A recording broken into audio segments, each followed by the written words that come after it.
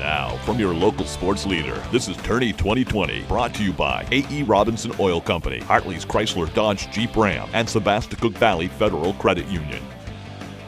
Welcome back. Final day of the semifinals in the book of the 2020 high school basketball tournament. And we're finally back on the desk. Together. This time. Reunited, and it feels so good. He is Andrew Badillo. I'm John Wagner. We have a packed show for you, maybe more packed than we were expecting coming into tonight. Yeah, Machias had a lot to do about that. Yeah, so let's start in Bangor. We're going to start with the Class D. Actually, there's the Class AA girls. There it is, the Class D North Boys semifinals. So they're set there. Jonesport Beals, the number 1 seed, and the number 4 Machias Bulldogs, number 6 Easton, and number 7 Deer Isle Stonington. We're going to begin with the top game of the night. There it is. The Machias Bulldogs and Jonesport Beals Royals. Your pick, the Royals, to win the entire thing. I know, this is so concerning. Don't talk to me about it. I'm nervous. My pick as well. Cashman Feeney cashing in from the side window, and then Feeney down low to Kyle Anderson. Machias was on a roll in the first half. They were up by as many as 17. Here come the Royals. Alvin Beal Jr. straight away. The 3 is good. And then in the corner, the Bulldogs were daring the Royals to shoot. Mark Crowley says okay. Yeah, that's right. While he's not chewing on his jersey, he's training threes. And then here one more time, Anderson in the second half. Machias bulldozes the Royals in this one, defeating them by a final score of 79-61. The biggest upset of the tournament so far. John, here is Cashman Feeney after the game. We came in with faith. We knew we could do it. We knew they were beatable. They played a heck of a game, though. Do have to give it to them. Good players. All right, well, with that out of the way, let's find out who the upset pick is going to play. It's number 6 Easton taking on number 7 Deer Isle Stonington, a spot in the Class D North final on the line. This one was tight as we headed into the fourth. Less than 3 minutes left. Matthew Pangburn, long 2. Easton tying it up at 42. Mariners right back. Zach Billings, hard layup. Mariners down 1 with 2.5 to go. Teeter-totter action continues here. Camden Michaud for 3.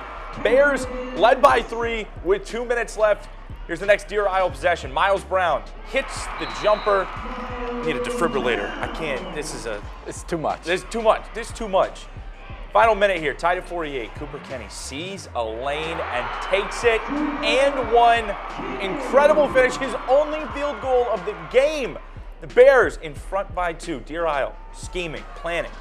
Final opportunity. Brown off the rim. Easton hanging on to win this one. Here's Kenny on his game winner. It was just instinctive. I gave him a jab step. He bit at it, blew by, draws foul at the end, and just went in. Well, after a chaotic evening session at the Cross Insurance Center, the D North Boys Final is now set. It's Deer Isle going home, Easton moving on, and Machias, number 4 versus number 7. I don't know if people would have expected this. No one expected that. Absolutely not. All right, we're going to move on here to the Class AA North girls. Finally, they've been asking to be in this for the whole show, and now they finally get their opportunity. It's number 1 Oxford Hills versus number 5 Wyndham, number 3 Bangor versus number 2 Portland. The Rams, that's where we're going. The Rams band making the trip to Portland. 2 drum sets. You're going to see them right there, rocking out.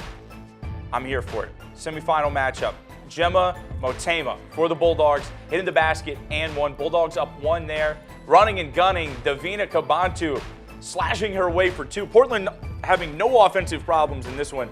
Kira Eubanks with the fall-away jumper. Bulldogs led by 10 at the half. Rams trying to hang on. There's Emmy Strains for 2. She's been great for Bangor this season, but Amanda Kabantu pouring it on for Portland as the Bulldogs advance with a 54-42 win. All right, the final is now set. The Rams not taking part in the festivities in the AA North final. There you see it, number 1 Oxford Hills, the defending champions, taking on number 2 Portland. All right, bringing things back to Bangor, the Class D girls semifinals this afternoon. Here is the bracket coming into today. Number 1 Southern Aroostook, the clear-cut favorite, taking on number 4 Shed, number 3 Katahdin at the bottom there, and number 2 Deer Isle Stonington. And we're going to go back to Bangor for the Class D semis. Number 2 Deer Isle looking to get past number 3 Katahdin. We're going to start in the first half of this one. Mariners out in front. Kaylee Morey She's been really, really good for the Mariners, She's I a would beast. say. She is the beast. Since she was a freshman, she really had a knack to find the basket. This time, though, from the outside, drains the two. Deer Isle trying to expand its lead. The Cougars, though, the confident first half. Isabel Brownlee charging in from the perimeter. Katahdin still trying to climb back in the game. Would they be able to do it? They had a motor, but the Mariners' motor much stronger, especially defensively. Maury with the steal, breakaway basket, and one. Plenty of transition baskets to go around. Maury dishing to Brittany Gray. Deer Isle goes into the locker room with a lead. We're going to head to the third quarter. Could they hang on to that lead? Danielle Libby going hard to the basket for the Cougars, and one. That fouls Katie Hutchinson out, but Deer Isle didn't need her to finish it out. Maury, a strong game for her. Deer Isle advances 48 to 34. I think it was a very gutty performance by our girls. We made a lot of mistakes, don't get me wrong, but they stuck to it. They didn't get down on themselves. All right, well, the Mariners facing the winner of this one, the reigning champs, Southern Aroostook, two-time champs versus Shed Warriors. Off to a fast start in this one. We're going to pick things up in the first half. McKaylin Porter fishing. Pass and a half. That's it, up to Cammie Shields. A beast.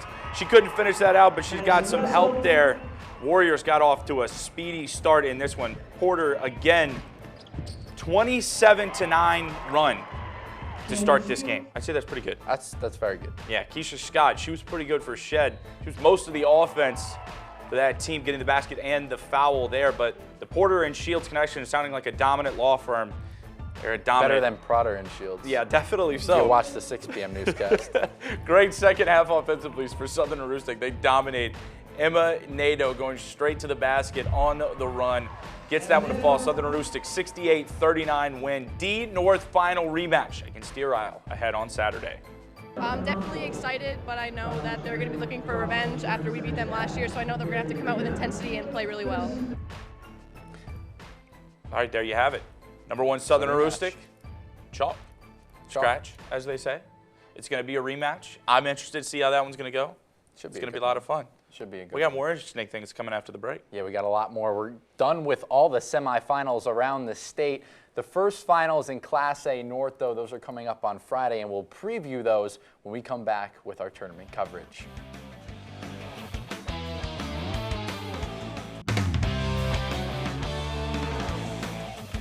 Welcome back. The regional final set in every class. The first final in Class A North, those taking place Friday. John, let's break down the boys' side. Number 2, Coney, taking on number 1, Hamden in the A North final. Yeah, let's start with the Rams, and that starts and ends with Simon McCormick. He has been electric. I feel like that's the number 1 adjective used to describe Simon McCormick. Electricity. Across all platforms. He's like rivaled only with like Maine's Ernest Edwards, because that's the only other people I hear are electric, those two. And I think it's fair. Yeah, we got to come up with a superlative for him, though. Oh, we'll work on it. We'll get that for the next show. As a team, Coney, as you can see here, averaging 71.5 points per game, and that's only in the tournament. Only in the tournament. Which is impressive, holding opponents to just an average of 54.5 points. The big three for this team, Dakota Dearborn, Luke Briggs, and McCormick, they have scored 86% of Coney's offense in the tournament. And the bottom, this right here is the key. The big three that they have has propelled them. Problems. Yeah, all it caused problems as we saw earlier this week against Madomic. They pressed them. They got them out running in transition. And when you have 2 or 3 guys that you know that you can trust, if you're going to dump a long pass in over the top or try to steal like they did here with McCormick, any guy, there's just a lot of trust on that team between those three. If they can facilitate through them, it's going to be a tough night for Hamden. But when they faced off in the regular season, it was a completely different story to a lot of the games that Coney has played. And part of that is Mr. Rexbacks himself. Yes, John, let's take a look at the Broncos. The numbers a bit closer in terms of margins, but I don't think that's really going to play a big role in this game. Yeah. A little bit misleading. 55.5 points for, 53 points against. That bottom right there, that foul trouble is going to be the difference, in my opinion, for Hamden. Bryce Lozier, 4 fouls in the first quarter of the second meeting against Coney in Augusta. TJ Hennigan in foul trouble against Mount Blue. Hamden surviving in that game. Lozier also fouling out against Brewer.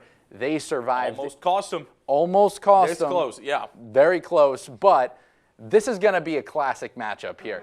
I think you throw away the regular season, what these two teams did. There's a ton of adjusting going on the fly between these two teams. They have one day to prepare for one another. They've seen each other plenty of times. Coney's hot right now, and that is going to be really troublesome for Hamden because if Coney comes out and starts on a quick run, let's say 15-5, 15-7, that is going to be really hard because Hamden hasn't been shooting the ball well. But the offense has been distributed nicely across the board. Yeah, and I find it interesting. I feel like on Coney's side of things, there's a lot of confidence amongst that group, and they have a lot of faith in each other. I think sometimes when Hamden gets out there, I see that maybe, I don't want to say they start playing the blame game a little bit, but there's some accountability stuff going on. There's a lot of expectations on this team. And much deserved. Naturally, you tense up. And this, I mean, Lozier's looking for that win when it's his team. He played third fiddle a few years ago. McCormick's still looking for his first. So there might be tight legs. There might be tight shooting in the beginning of this game. But, again, I like Hamden to win this game. I know you like Coney. I did. But I think it's going to be right up After Wednesday night, I was a little nervous. But we're going to roll through here. The Class A North Boys final set for Friday night, 7:45 at the Civic Center in Augusta. Broncos fans get a 2-for-1 tomorrow night. Friday deal. Good discount deal as the Broncos will take on Gardner for the A North girls final at 6 beforehand. Let's start with those Tigers and their big center in the middle, John. Lizzie Gruber has been outstanding, but as a team, they've been pretty solid, too, with those stats. Yeah, you look at 49.5 points averaging per game. That's strong. That means we're looking at about a 17.5 point differential on average. That's a really good numbers in a tournament for the number 2 seed. Now, I haven't been playing the greatest of competition, but this is still the tournament. It comes down to her, Yeah, though. it really does. It comes down to Gruber. She's not their point guard. She may not even be their highest scorer, but I think she's kind of what's going to set the difference between winning and losing this game. And when you saw her the other night against Skowhegan, she was able to go down low over all of the girls that they tried to put on because they cycled. They cycled through a bunch of girls, but she was able to move. And even if it's not scoring, she's a pivot point in that offense. If it's J.C. Stevens to Gruber, and then they can kick it back out to Bailey Poor, or she can set a screen for Poor and let her move to the basket, creating mismatches. She is super important for this team, and I'll be really interested to see what Hamden can do defensively to stymie the center for the Tigers with the size and the skill that she has. She really doesn't play like a freshman, and it's really impressive. We almost saw this team in a way the last few years. For you last year with Bailey Donovan. Almost imagine Hamden as Gardner now.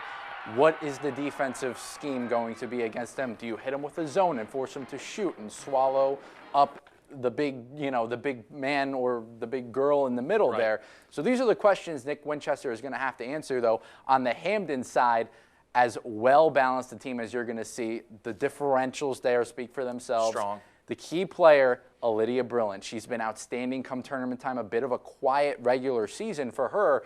But I think it's going to come down to spreading the wealth and, as we said, coming up with a defensive scheme to stop Gruber, whether that they come out in man to start and they're struggling, hit them with a zone. I think you're going to see a lot of adjusting on the fly from Nick Winchester. A lot of times we talk about that in football. How well can coaches adjust on the fly? Halftime adjustments. Exactly. Huge. Yeah. This is going to be, I think, a case of that because we might see Hamden, as I said, come out in a zone, have it do really well, stay in it. And once Gruber starts getting confident, once Gardner starts to figure it out, how are they going to adjust? Well, yeah, and they've seen them this year. They swallowed her up pretty well. They did well. Only 5 points in that game for Gruber. Yeah, but that's the thing is, you shut her down. They've got other options, but I think this is when you have a team that has a big that is much bigger than everybody else. I mean, she out by 4 or 5 inches. Right, exactly. And it's something we've seen them have to do against, maybe a team like Masalonsky. Maybe not. We're not really talking about the same player, but just from a size differential, having to use a bunch of bodies to shut somebody down is something they've done this year, and they have experience with it. And I'm really interested to see if, both these games can play out the way they did in the regular season. But I got to assume that Coney and Gardner are not trying to go home empty-handed Friday night. No one's trying to go home empty-handed. Of course not. You got a score prediction for Coney Hamden?